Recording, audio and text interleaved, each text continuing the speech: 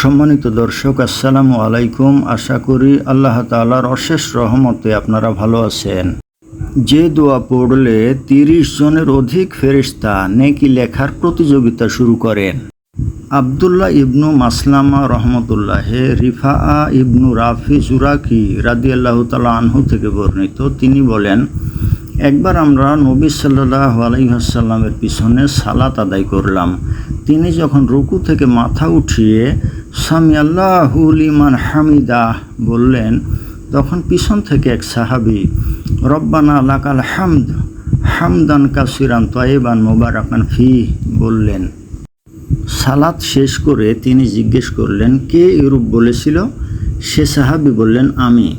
তখন নবী করিম সাল্লাল্লাহু আলাইহি ওয়াসাল্লাম বললেন, আমি দেখলাম ৩০ জনের বেশি ফেরেশতা এর সওয়াব কে আগে লিখবেন তা নিয়ে নিজেদের মধ্যে প্রতিযোগিতা করছেন।